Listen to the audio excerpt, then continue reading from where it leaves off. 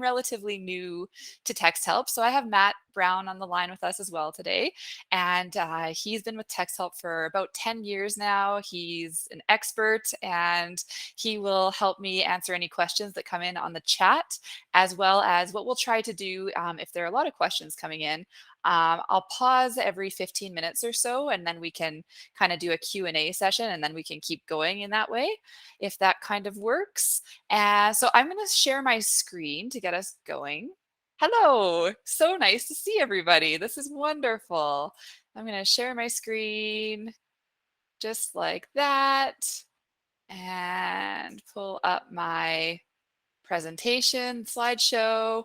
Okay, Matt, are you seeing the slideshow on your end? I am, yes. Perfect. Okay.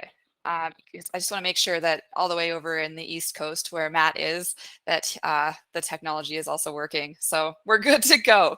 Okay, so everybody, today we're going to be talking about OrbitNote. And OrbitNote is the newest product from our company, Texthelp. And I'm sure many of you are familiar with Texthelp because we are the creators of Read&Write. And Read&Write is available in different versions. Many of you probably use Read&Write for Google Chrome, but it also works in Microsoft environments, it works in LMS environments, and it works across the web. So the beautiful thing about OrbitNote is Texthelp's solution to PDFs. What we've been finding over the past few years is that more and more teachers have been teaching online, of course, and that there was a need for a tool that would allow for accessible PDFs.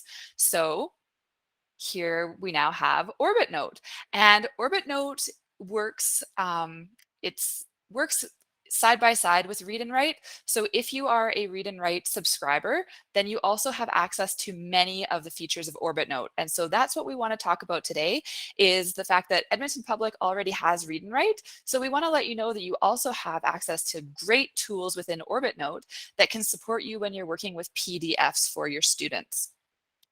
If you're interested in following along with the slides, this is the bit.ly link, and we also have it in the agenda now. So you're welcome to follow along with the slides or check them out later on if you're interested in that. And again, my name is Amelia, and I'm working with my colleague Matt today. And I'm just 3 hours away. I'm in Hinton, so I know Edmonton very well, my favorite city. Okay.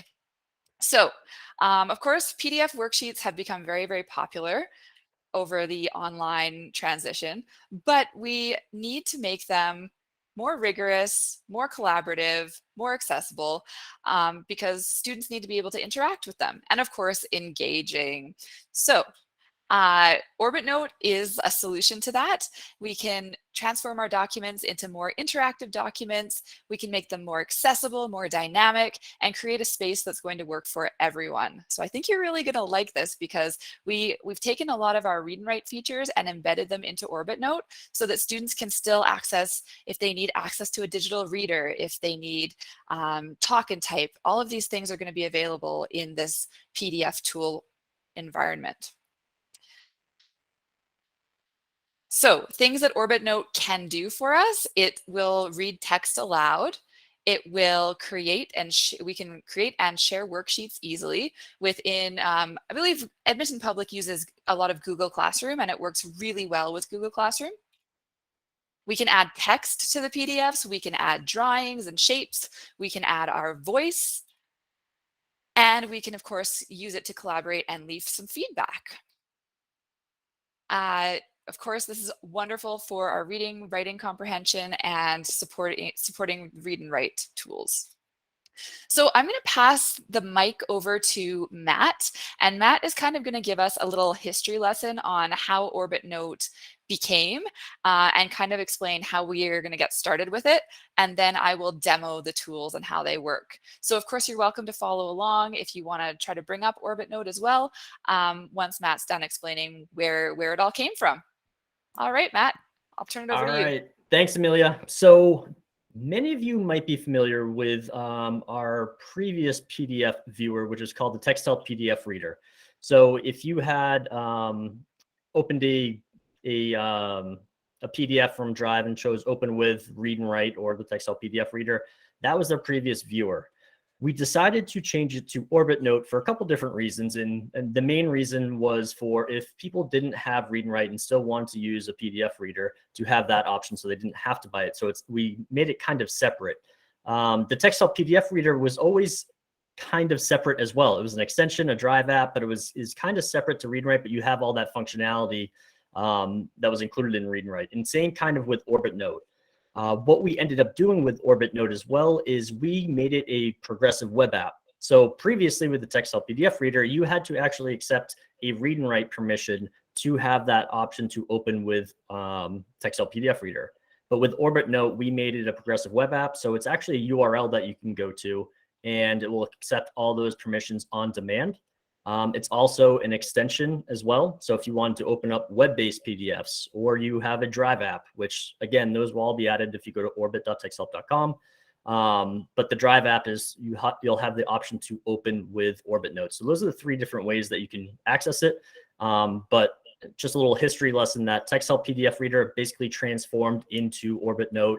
And I believe it's actually the same extension IDs and everything. I think even if you clicked on Texthelp PDF reader, if it's still there, it will actually automatically convert to OrbitNote. So Amelia, I'll let you take it away from there. Awesome. That's great. So yeah, the best way to get started with OrbitNote, because although it is, if you have Read&Write, you have access to OrbitNote, you need to access OrbitNote kind of on its own. So the best way to get there for the very first time is to go to the URL orbit.texthelp.com, and then it will present a screen like this. So I'm actually going to exit my slides here, and I'm going to show you what that looks like. So if I were just to type Orbit, and even if you type orbitnote.texthelp.com, it will actually just revert and it will take you to orbit.texthelp.com. So either way, you're going to end up where you need to be. If it's your very first time here, and Matt, correct me if I'm wrong, but there will be some permissions that you need to accept. And that's because it will be interacting with your Drive if you're opening PDFs. So you will be asked to allow some permissions so that it can interact with Google Drive. So they are really Google permissions, but they need to be accepted in order to use this the very first time. So here's the dashboard, nice and clean looking. You can grab PDFs from either your computer or from your Google Drive. And once we open a PDF, we're going to have access to lots of accessible tools. So I'm going to start by, I'm going to open one directly from my computer. And who doesn't love the K-9 math program of studies? So let's open that. I am a former teacher, so I've used this document many, many times. So I've opened this PDF with my OrbitNote dashboard. And then what you'll notice is now that I've done that, there is a nice toolbar up here.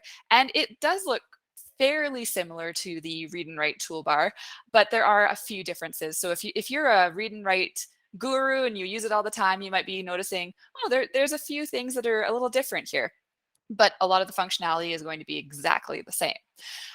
So let's just kind of go through some of these things and have a look at what we've got. So the first one here is the click to speak. So this is how we're going to have text read for us. And so if I wanted to use click to speak, and I'm going to start with the background because I can already tell maybe with the spacing here that might be a little interesting. So I'm going to start here. I click on the click to speak, and then I click where I want it to start reading.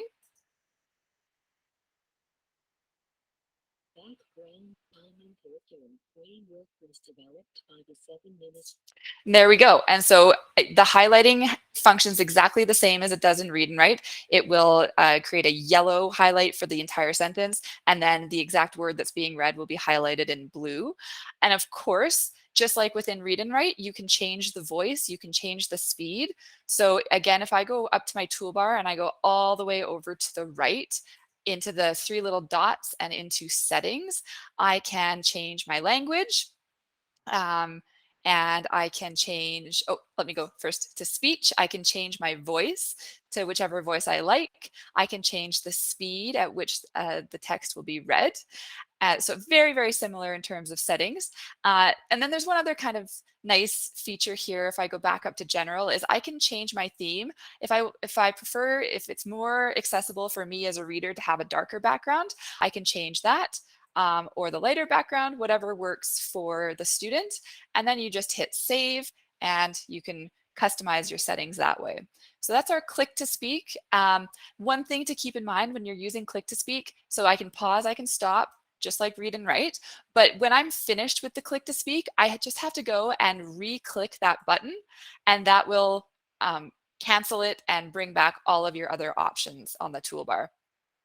We have our dictionaries and our picture dictionaries. And so if I wanted to look up a word, for example, perhaps beliefs, let's try beliefs. I can highlight that word. I can bring up a dictionary to get some definitions on that. And what's really helpful for, especially for our English language learners students, is we can also bring up a picture dictionary, and we can have that up concurrently. So at the same time, I can read my definition. I can have the definition read aloud to me if I hit this play button over here. So very, very good for helping me understand the word. But of course, as well, so I've got my regular dictionary, I've got my picture dictionary. And then if I wanted to check what the word was in my first language, I can use this translator tool here. So if I click the translator tool, I have my translator set to French at the moment. You can change that language to whatever it is that the student's first language is, and then I can see what that word would be in my first language. And you can move these around so you can have everything that you need to help you better understand the text. How are we doing, Matt? Do we have any questions coming in so far? There was one question to ask if OrbitNote works with all PDFs. And I think it's a tough thing to say that it would work with all PDFs because all PDFs are different, and all OCR, how the PDF is OCR'd also depends on that. So I wouldn't say all PDFs, but I would say most PDFs. And then also one thing to add on this, Amelia, is because you opened it on your desktop, or you chose a file from your desktop, you'll also notice the option to upload in the top right. So if you want to take a PDF that was in your desktop, you have that upload option to put it directly into Drive as well if you would like to. Yeah, that's a great point. That wouldn't be there if you got it from your Drive, but because it was from the desktop computer, or if it's from the web, you'd have that option to upload it right to your Drive. Absolutely. So I can upload it to my Drive, and then I can have everything in my Google Drive, and I could even put it in my classroom folder if I wanted to. So then if I wanted to share this with my Google Classroom, I can do that, which we're going to talk about in a little while. But yes, yeah, you can upload PDFs to your Drive as well. Great. Awesome. That's it for questions so far? Yep. Okay, perfect. Okay, so I'm going to show a couple different PDFs because I realize this one is very text heavy. I'm going to also show some for younger grades, and I'm going to show one that is more picture heavy as well. But I thought we would start with one that's more text heavy so that you can kind of get the scope of, you could use this with your high school students. You can also use this with your elementary students. Okay, so we've looked at the dictionaries, the picture dictionary. I'm going to save the screenshot reader for a different PDF I have.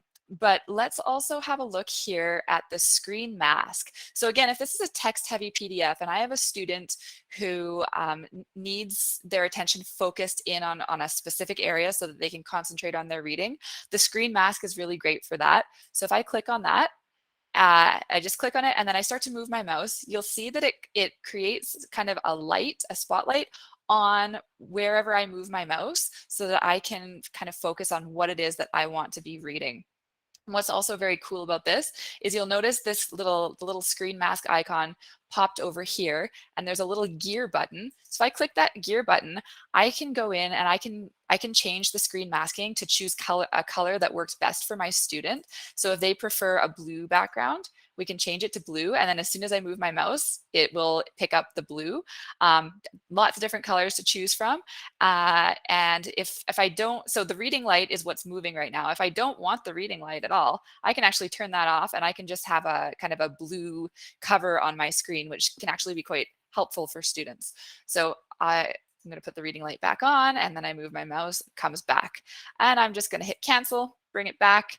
And then again, if I don't need the screen masking tool anymore, I just go back and I click again on screen mask and it will go away.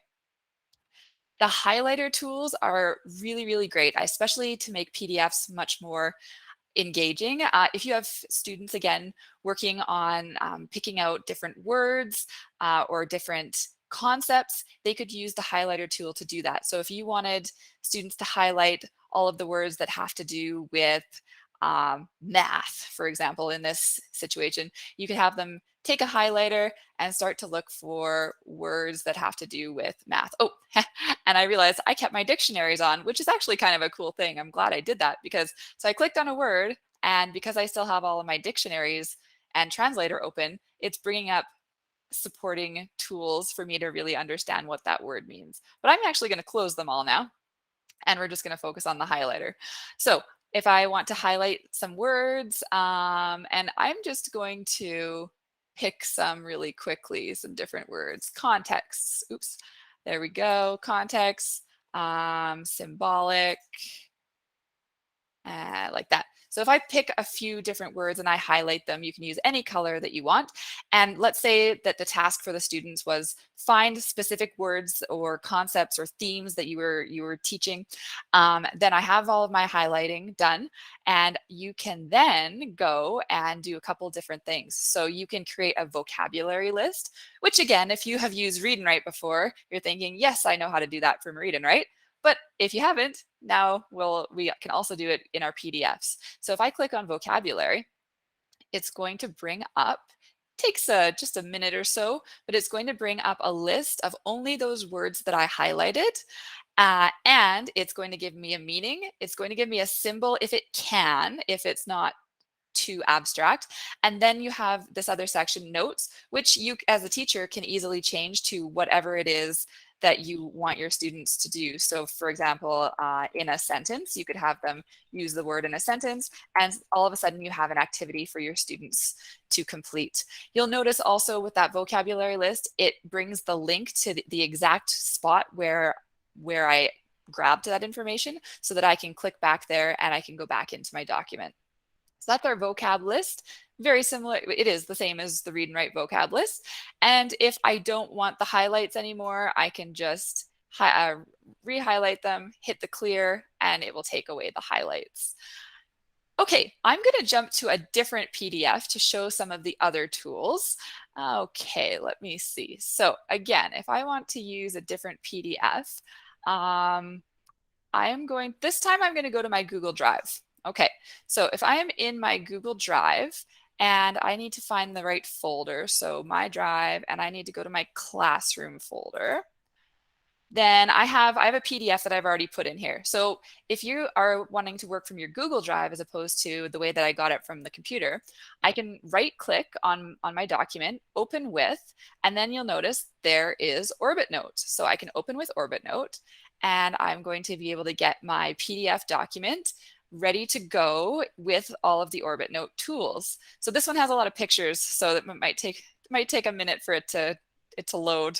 But I think it's worthwhile to show this one because when we're working with students, I think our PDFs are going to be a lot more interesting than the K-9 program of studies. Not that I don't love that, but here's a PDF for I used to teach Science 8, so I know that this science, grade 4 science and grade 8 science, they both cover simple machines just in different levels of detail. So I thought let's try one of these today.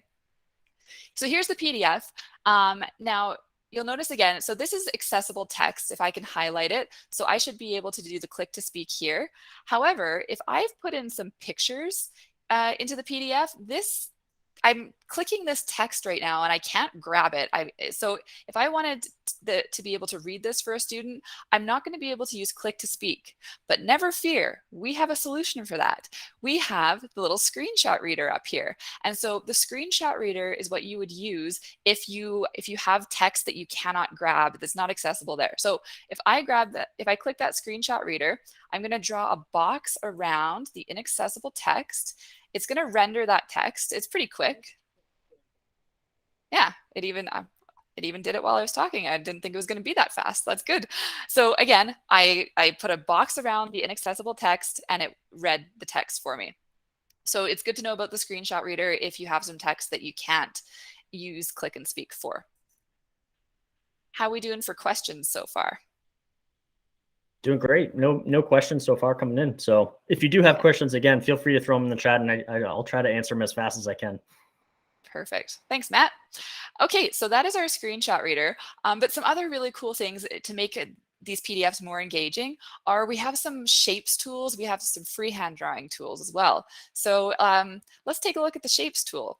Let's say as a teacher, I gave an instruction. So actually, let me do it. Let me do a text box first. So let's say my instruction to my students was draw a box around all fulcrums.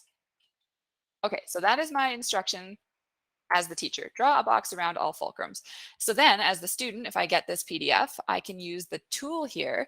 I can use a square or box and I can get the tool and then I can go and interact with this PDF. There's my fulcrum and a first class lever. It's in the middle. Oh, in a second class lever, oh, that's interesting. It's on the end. And so I'm having my students start to engage with the PDF. And then they could go around and say, oh, here's a real life example. It's a wheelbarrow. The fulcrum is going to be here. So I'm going to put a box around there to indicate that I understand that that is where the fulcrum would go. So again, instead of just looking at a page and not being able to do anything with it, this is going to allow students to show their understanding in various ways. So of course you can adjust the line thickness, you can adjust the color, you can, if you wanted to fill the box, although in this case I do not want them to fill it because I want to be able to see, but you can change, you can modify the shapes as you need to. We also have the circle, so lots of times teachers want to do activities where they circle different things, circle all of the verbs in this sentence, and then students could go and use the circle tool to make that happen.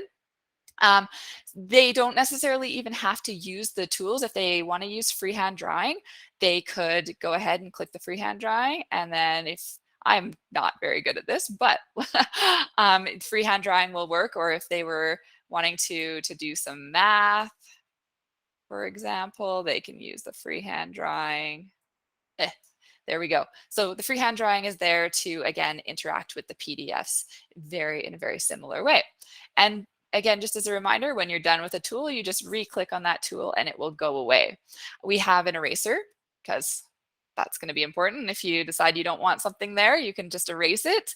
And then the last two tools, which are really handy, are the text box and the PushPin box. And these are going to be probably used, I would say, the most as a teacher, because if you're giving a PDF to your students, you're probably going to want to put some instructions in there, probably using the text box, possibly using the PushPin option.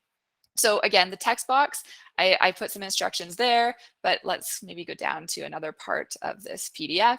If I want to explain how a third class lever is different from first. Okay. So that's my instructions to my students. And again, you can change the color, you can change a lot of things about it. If I want to move my text box, you use these crosshairs over here, and I just can click that and I can move it wherever I want to have it. One thing that's really neat, once I'm in my text box, if a student wants to have this read aloud to them, they can simply click the play button here.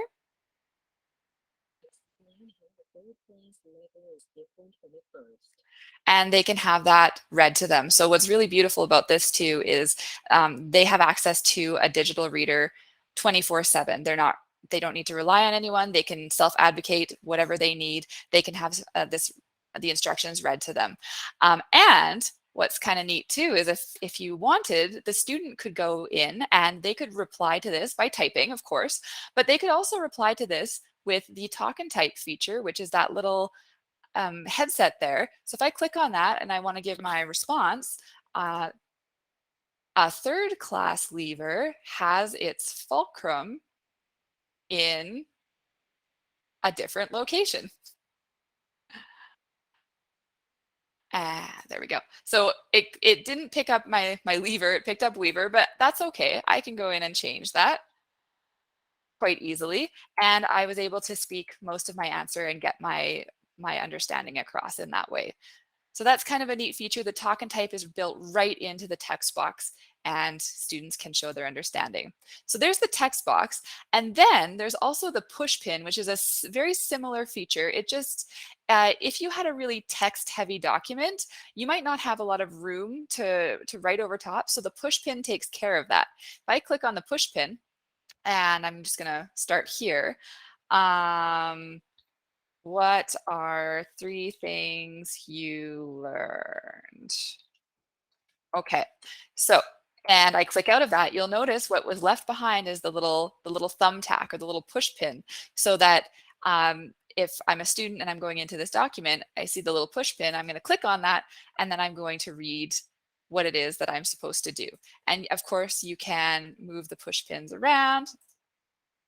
I click on that, I can move it wherever I want. So if I want it kind of in the corner there, I can move it in the corner just by clicking on it, dragging it, and then clicking out of it. And there your push pin will be for instructions for students. Good. Okay, so I think, just let me double check. We've covered all of the tools within OrbitNote.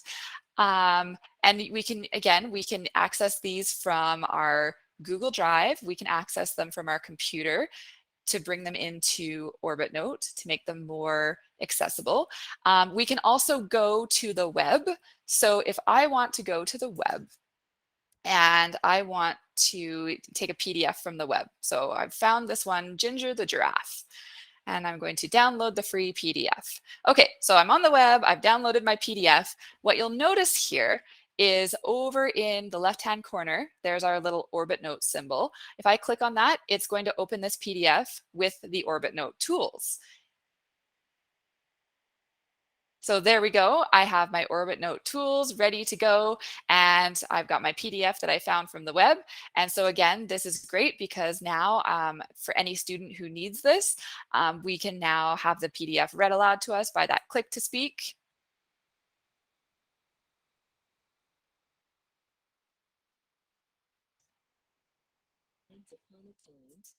And away we can go.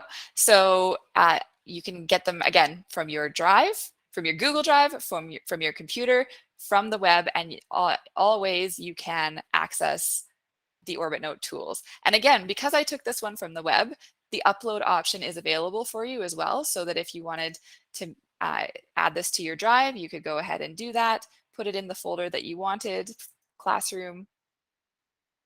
And now you have, so because I put it in my classroom drive, it's now going to take a minute to render that. So give it a minute here. I think this is a big one with lots of pictures, so it's taking a little bit of time.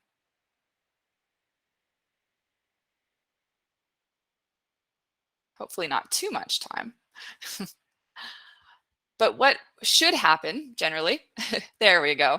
Now that it is uploaded to my Google Drive, you'll notice up here in the right-hand corner, I now have that little classroom icon.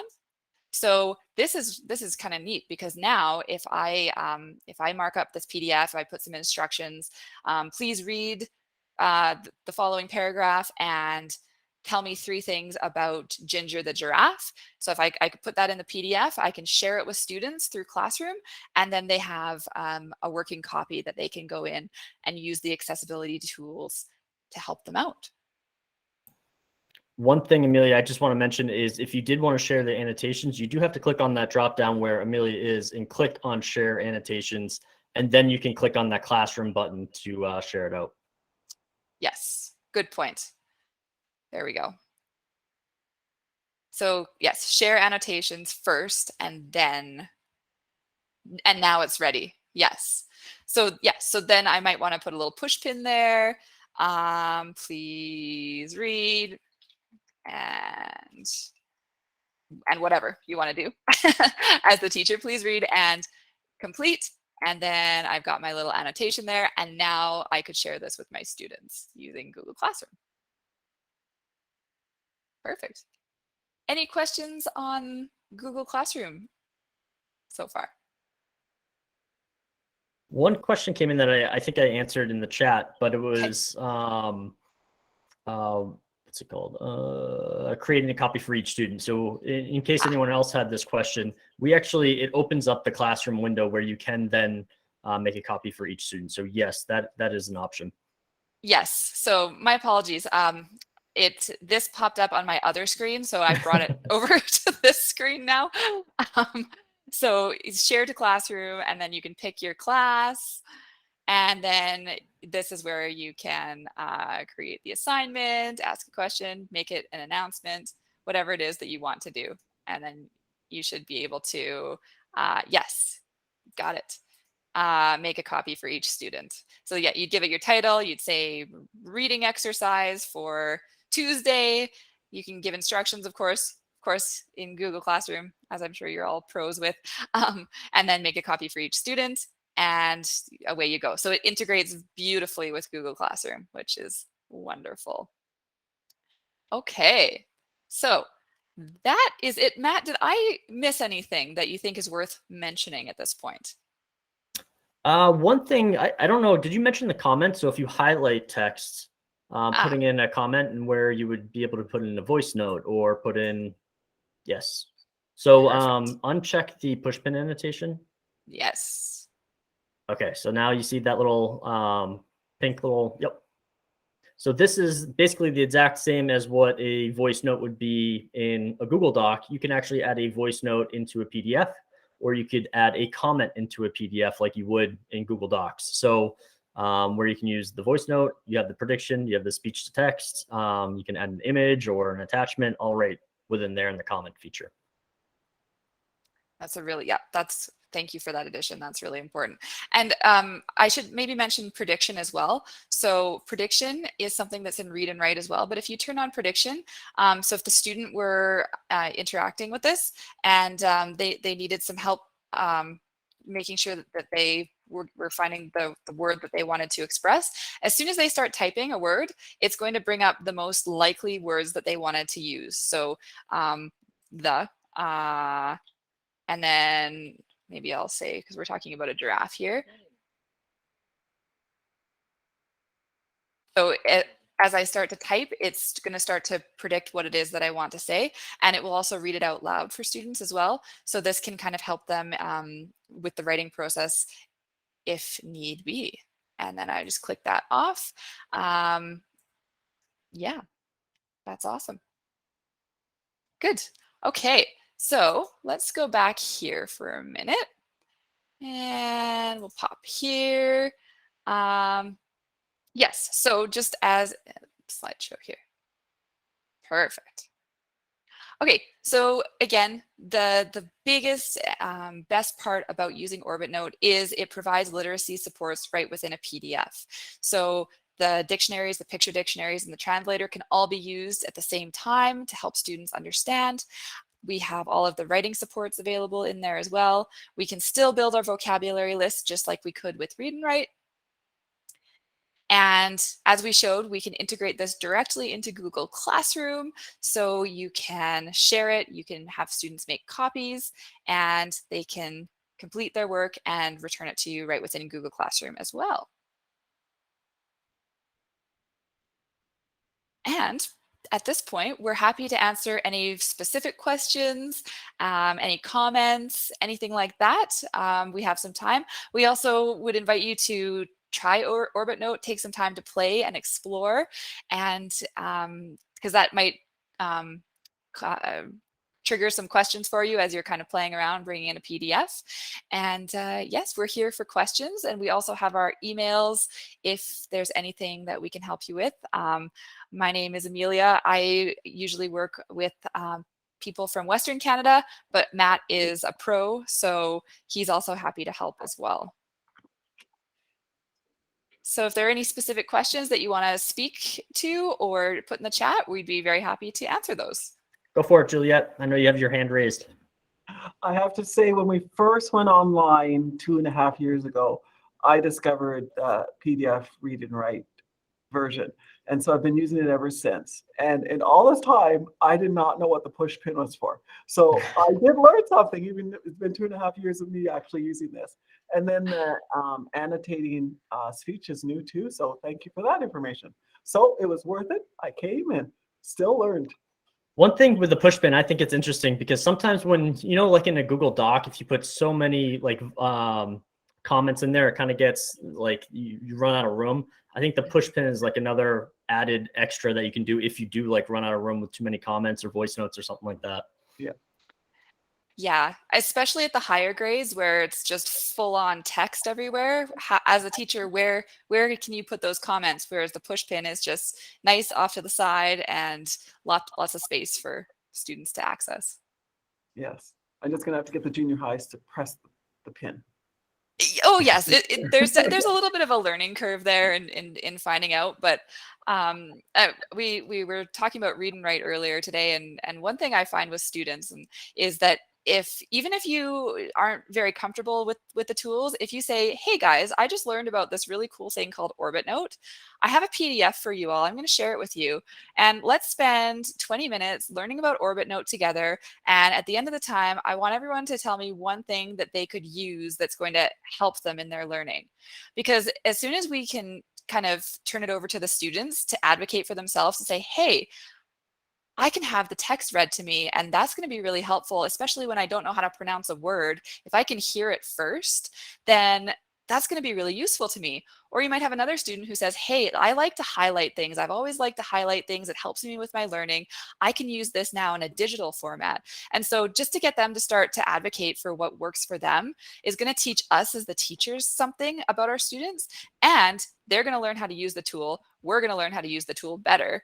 And then it takes a lot of pressure off of us having to be the experts all the time, which we know. And we were having a great chat with somebody who joined the call about she's working on her master's in technology. And she just said, things change so quickly that, what we learn today is going to be so different from the future, but it's about being adaptable, and it's about wanting to learn with your students, and just not being afraid to fail, because it takes some time. You might forget to unclick the push pin like I did, and then you wonder like, why is this still coming up? And then, then you do it, and then you move on.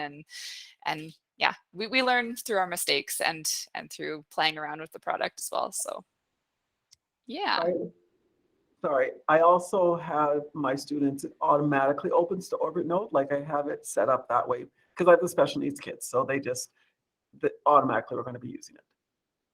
Absolutely. I think that's great, because that's also great because it takes away one more barrier of them having to go and find OrbitNote and open. If it just does it, even better.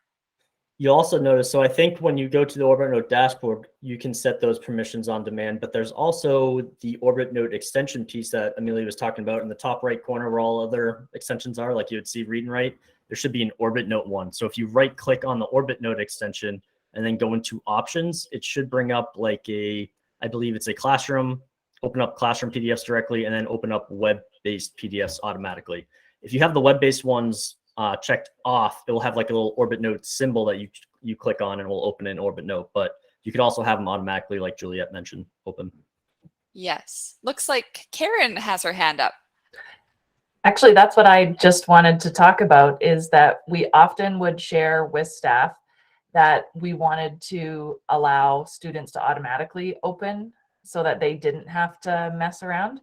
So don't forget then that in the settings in Drive for students, because this is an individual setting, they would need to be up in the gear and then choose to manage apps and then use by default. Confirmation from my Texthelp folks? Yeah? Correct. Yes. Okay. So like Karen mentioned, so that's a different one than I think I was talking about. I was talking the web-based one, but this one is the one directly into Drive, and correct. So if you since Karen has that as used as default, if you double click on that, it would automatically open in OrbitNote, where it wouldn't go to the Google preview screen and have an option where you have to click open with, and then it will have OrbitNote in the dropdown. This way, if you double click on the PDF, it would automatically open in OrbitNote. Thanks, Karen. Yes, great point. And we do have the legacy, is it legacy now? Read and write for Chrome extension Drive. So is that one we get rid of? You probably it's if you actually opened it, like, so if you had a drop down and then you chose to open up with Read and Write for Google Chrome, it will actually open up in OrbitNote. So it's the Okay. same like drives. So you can keep it or you can get rid of it. It doesn't really that's matter. I really don't good think. to know, because the students then that we've taught and changed drive settings with their support, that then they won't have to change anything actually. They Correct. will be able to use OrbitNote as a continuation. So that's great news. Thanks for making that so easy. That's the developers. Yeah, I think it's the same extension ID and I believe the same drive stuff too. So it definitely opens up in OrbitNote now because Texthelp PDF Reader is gone. So yeah. Any other questions? I don't think I just have one more thing. If there sometimes is a glitch, and if there's ever a glitch where the student says they've lost their work and you have them redo it again, just have them download it and print it and attach it. That's my savior. If they download and print it, and then you write to you guys and you guys fix it. But in the time that they're working and all of a sudden their work disappears and then you say, okay, do it again. Just make sure they print it, like do the download thing and print it as a PDF, and then it saves it. One thing I will say, Juliet, too, is, well, I guess two things is if it does disappear, if you refresh the page, usually because the annotations are automatically saved. So the work shouldn't get lost unless internet connection loses or something like that. So usually if you refresh the page, it should populate with those annotations again. But another thing, we are working on actually an option to burn annotations. I think I might have mentioned this before with you, but burn annotations onto the page so you wouldn't have to. So if someone didn't open with OrbitNote. So one thing I probably should say is if you have a PDF or if a student writes with OrbitNote and annotations and sends it back to the teacher and the teacher doesn't open it with OrbitNote, they wouldn't see those annotations because it's basically like a layer on top of a PDF. So you're not actually changing the direct PDF. So, but we are working on something to like burn the annotations onto the PDF. So if someone opened it that didn't have OrbitNote, they would still be able to see those annotations. Great, because I have a parent who, when I annotate on their child's work and they're sitting there with them trying to tutor them, they don't see the annotations because it doesn't show up on their phone. So that's wonderful. Yeah. Yeah, and OrbitNote, you wouldn't be able, I don't think we have an iOS one yet. I think we're looking at iPad capability in our next sprint, but currently I don't think it would work on a phone just because different browsers and iPhones, I don't think the Apple iOS environment doesn't allow you to download apps or use extensions. Or drive apps, I should say. All right, I think that's about it, right, Amelia? I think so. I don't see any other questions. I'm really happy to see, though, people seem to be excited about trying OrbitNote and they like the tools. So that's always a nice thing when you see the applicability in your teaching and it resonates with you.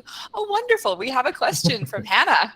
Hey, hi there. I came in late from something else, but so this thing only works with PDFs, right? So if I wanted to create it, like say if I'm doing a document from scratch, I open Google Drive, I have this untitled document, blah, blah, blah. Do I have to save it as a PDF in order to get it into OrbitNote, or like I kind of missed the step that's in between? Because I also pulled another PDF out and I wanted like from somewhere, like that's already a PDF. I'm trying to put it into, and it says scan text. We didn't find any text. Would you like us to scan and add the text for you? And I don't know if I should say no thanks or let's scan or don't show this to me again. Okay, so if you're in a Google Doc, so OrbitNote kind of works in conjunction with Read and Write. So you're probably familiar with Read and Write. I would use the Read and Write toolbar in a Google Doc, so you don't have to convert it into a PDF. If you wanted to, I think Google Docs probably automatically does the OCR scan when you go from file to, if you do, I think it's a download as a PDF. I believe it should automatically do the OCR conversion. If it doesn't, let me know. But in that case, it should be accessible if you opened it into OrbitNote then. Okay, so file, download. Oh, I see. Download as a PDF. Okay, yes. Okay, I was looking under save and that didn't work. Okay, so if I download it as a PDF, then I can upload it into this OrbitNote thing. If I take a finished PDF that's already a PDF from some other time, it wants me to scan text, and I don't know what I have to do about that. So that one just means it hasn't been optical character recognition or OCR scanned. So it doesn't recognize any text. So it's an image-based one. So to read text, you could use the screenshot reader. is probably the best option, or some other type of OCR function that would be able to scan that text. So in order for a kid, like, so basically this used to be a worksheet in Word from whenever, and then I turned it into PDF at some point, and then I probably printed it off and gave it to the kids to use as a handwritten worksheet. But now I think the whole point is that you want the kid, if you can tell me again, the OrbitNote, is it just to annotate kids' work, or is it also to make as a worksheet that kids can write on without typing inside a PDF? Yeah, you can use both ways, and you should still be able to use those annotation tools. I believe it's just the reading tools, because the text wouldn't be recognized. So you should still be able to annotate on them. So I have to say scan text, in other words, and then, but this is supposed to be French and English, so I guess I have to switch that to French, I guess. And then it's going to scan my document, and that's a step that has to happen before I can give this to kids to use. I have to scan this document somehow into this. I guess I'm misunderstanding because I missed so much of your talk, what I have to do next. Yeah, Karen, I don't know if you wanted to take that one, just because it's the OCR functionality piece. Sure, yeah, we always want to say yes to that. So to make it so that we can see our text as text, so that Read and Write can see all of the characters or the text in the actual document, we want to say yes. So yeah, keep doing that. Say yes, Hannah. Okay, and then you can play around with the toolbars, and then I'll share the recording of this and we'll put it right on the agenda. So then you can see the steps at the beginning, because Perfect. Yeah, there's lots of different features to help your students to annotate in lots of different ways. Okay, thank you. Thanks. Juliette, you have your hand up. Hannah, to jump on that one, another little trick is print it off, scan it through the scanner and the photocopier, email it back to yourself, and it will work if nothing else works. Oh man, there's a lot of steps. Okay. Yeah, if you run it through the scanner through your photocopier and send it back, it usually scans it as the OCS thing that they're talking about, and then upload it. That will work usually. If nothing else that they told you works. Okay, When they said to download it, and I have tried everything to get everything to work. So I have little other tricks that I go behind to try and get things to work, because I use this all the time. But my thing is, I need you guys also to be able to allow children to insert pictures. So I hope you're working on that. Yes, I think we are. And I think you can also add images in comments, but not directly into the PDF yet. Yeah. So we're working on it. Thank you. It's great feedback.